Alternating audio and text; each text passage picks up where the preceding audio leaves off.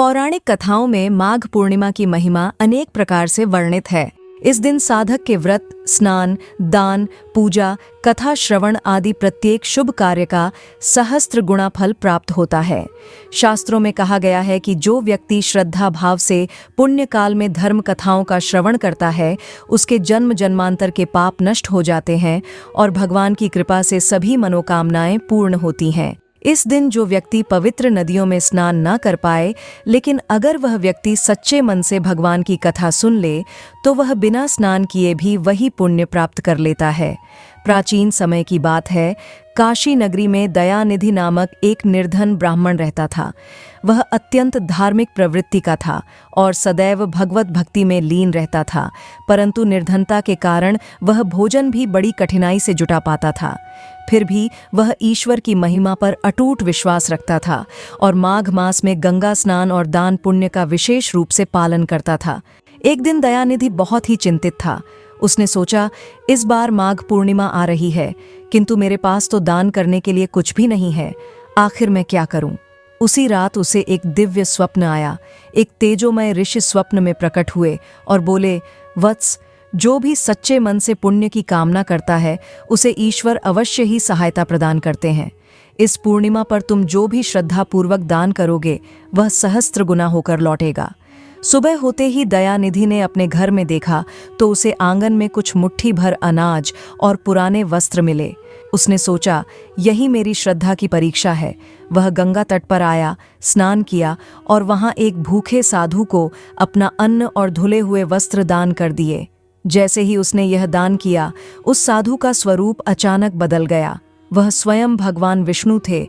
उन्होंने प्रसन्न होकर कहा, हे ब्राह्मण, तुमने अपनी श्रद्धा और निष्काम भाव से जो कुछ भी दान दे दिया है, वह मुझे प्रिय लगा।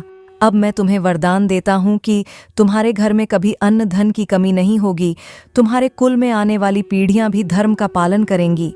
जैसे ही भगवान अंतर्ध्यान हुए, उधर दयानिधि ब्राह्मण के घर में अपार संपत्ति का भंडार प्रकट हो गया।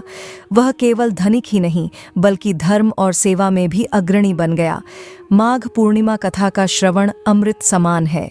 माघ पूर्णिमा की कथा के अनुसार द्वापर युग में माता यशोदा ने अपने पुत्र श्री कृष्ण से कहा, हे कृष्ण, तुम सृष्टि के रचयिता और पालनहार हो। कृपया मुझे ऐसा उपाय बताओ जिससे स्त्रियों को सौभाग्य प्राप्त हो और उनकी सभी मनोकामनाएं पूर्ण हो जाएं।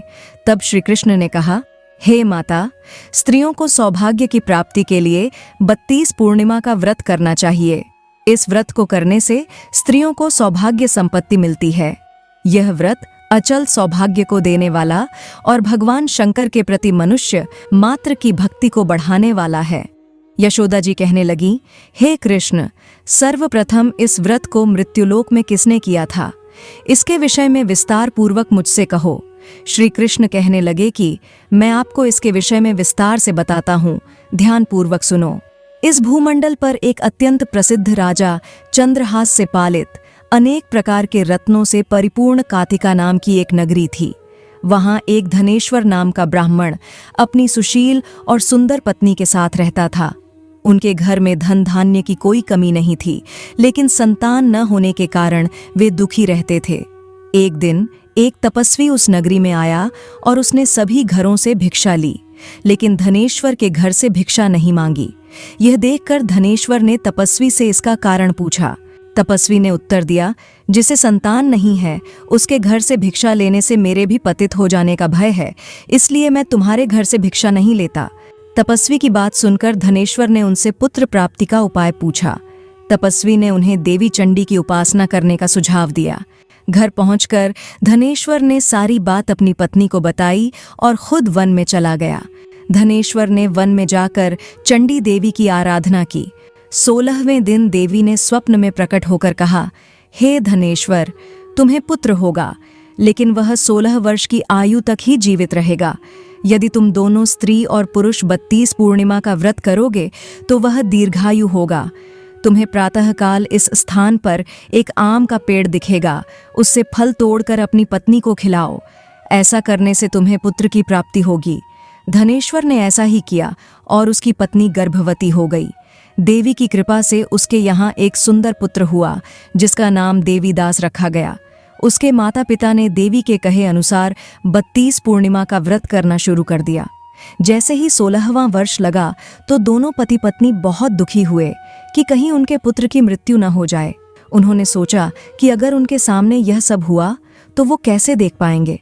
तभी उन्होंने देवीदास के मामा को बुलाया और 1 वर्ष के लिए देवीदास को काशी में पढ़ने के लिए भेज दिया और मामा से कहा कि इसे 1 वर्ष के बाद वापस लेकर आ जाना।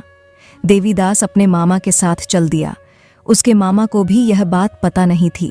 रास्ते में देवीदास और उसके मामा ने रात एक नगर में बिताई जहां एक कन्या का विवाह हो रहा था। संयोगवश वर बीमार हो गया और वर के पिता देवीदास को अस्थायी रूप से वर बनाने का प्रस्ताव लेकर उसके मामा के पास गए। मामा ने कहा कि कन्या दान में जो कुछ भी मिलेगा वो हमें दे दिया जाए। वर के पिता ने बात स्वीकार कर ली। इसके बाद देवीदास का विवाह कन्या के साथ संपन्न हो गया। इसके बाद वह अपनी पत्नी के साथ भोजन न कर सका और मन में विचार करने लगा कि न जाने यह किसकी पत्नी होगी। यह सोचकर उसकी आंखों में आंसू आ गए। तब वधू ने पूछा कि क्या बात है, आप उदास क्यों हैं? तब उसने सारी बातें पत्नी को बता दी। तब कन्या कहने लगी, यह ब्रह्म विवाद के विपरीत है, आप ही मेरे पति हैं। तब देवीदास ने कहा, ऐसा मत कहिए, क्योंकि मेरी आयु बहुत कम है, मेरे बाद आपका क्या होगा? उसकी पत्नी ने कहा, आपके साथ जो होगा वही मेरी भी गति होगी, अब आप ही मेरे स्वामी हैं। इस प्रकार कन्या से विवाह कर देवीदास काशी पढ़ने चला गया। इधर उसके माता पिता ने 32 पूर्णमासी का व्रत पूरा किया। 32 पूर्णिमा के व्रत के प्रभाव से देवीदास मृत्यु से बच गया। भगवान शिव और माता पार्वती ने देवीदास को जीवनदान दिया। 16वां वर्ष पूरा होने के बाद देवीदास काशी से, जहां उसका विवाह हुआ था, उस नगरी में होते हुए अपनी पत्नी के साथ अपने घर वापस लौट आया।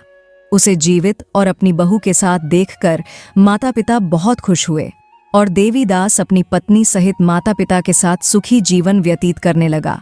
श्री कृष्ण ने कहा, जो स्त्रियां 32 पूर्णिमा का व्रत करती हैं वे जीवन भर सौभाग्यवती रहती हैं। यह व्रत सभी मनोकामनाओं को पूर्ण करता है और वैधव्य के दुख से रक्षा करता है।